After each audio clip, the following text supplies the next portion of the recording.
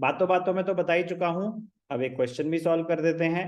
Very very important, very very important. When all the forfeited shares are not reissued, this does not change the entry of forfeiture. forfeiture तो जितने हुए उतने हुए, 1000 shares forfeit हुए थे, वो entry वही रहेगी।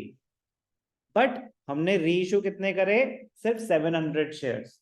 तो रीइश्यू की एंट्री उतने शेयर्स की ही पास होगी जितने शेयर्स रीइश्यू हो रहे हैं, वो तो बड़ी ऑब्वियस सी बात है।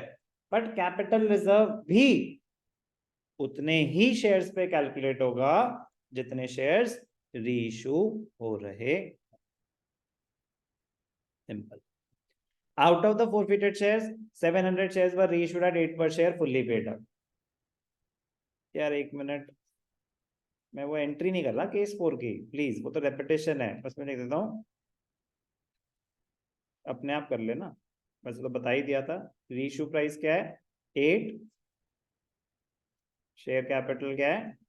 10, केस 4 में।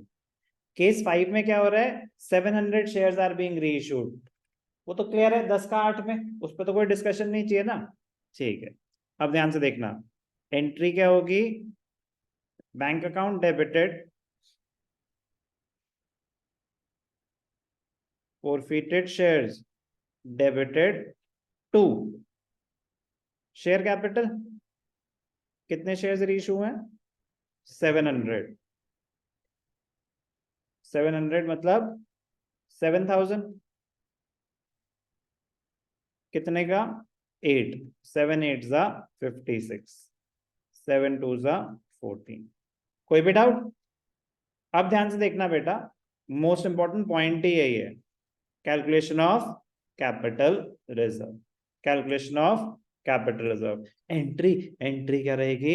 एंट्री होगी forfeited shares to capital reserve, वो चेंज ही नहीं होगी कभी। तो एंट्री गलत करोगे तो बेटा फिर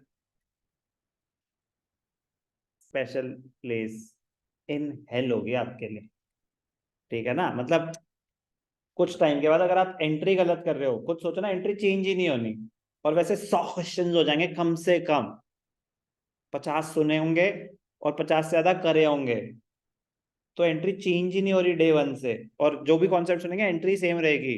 सो प्लीज, अमाउंट करते करते सीख जाएंगे। एंट्री ना, एंट्री चेंज होती है ना प्रेजेंटेशन चेंज होती है, तो वो डे 1 से परफेक्ट हो सकता है। चलो, forfeited shares to capital reserve, अब ध्यान से देखना बेटा, मजेदार पॉइंट, बहुत बेसिक सा वर्किंग नोट, बहुत बेसिक सा working note. Calculation of capital reserve, shares forfeited, basic unitary method, amount forfeited. 1000 shares पे कितना पैसा फॉरफिट हुआ था? 7000। तो 700 पे कितना हुआ होगा?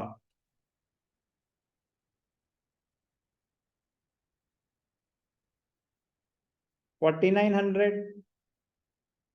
और इससे भी आसान, कितने शेयर्स हैं? 700, पर शेयर कितना मिला? 4900। यस और नो? बट ये भी समझ आना चाहिए, कभी कभी यूज करना पड़ सकता है कि अगर 1000 शेयर्स पे टोटल अमाउंट फॉरफिटेड 7000 है, तो 700 शेयर्स पे कितना होगा? बेसिक यूनिटरी मेथड से कैलकुलेट हो जाएगा। क्लियर? कोई डाउट? कैपिटल रिजर्व का फॉर्मूला सेम ही रहता है। कैपिटल रिजर्व होता है अमाउंट फॉरफिटेड, और सब यहां क्या ध्यान रखना है? On shares being reissued minus discount on reissue. Amount forfeited कितना था? 4900, डिस्काउंट दिया कुछ? 1400, तो प्रॉफिट कितना हो गया? 3500। 3500। कोई भी डाउट? इजी? मुश्किल नहीं है, इजी बिल्कुल भी नहीं है, बट मुश्किल नहीं है। मुश्किल उनके लिए जो बीच बीच में गैप्स क्रिएट होने दे रहे हैं, उनके लिए मुश्किल नहीं है, उनके लिए इम्पॉसिबल है कंपनी अकाउंट्स करना।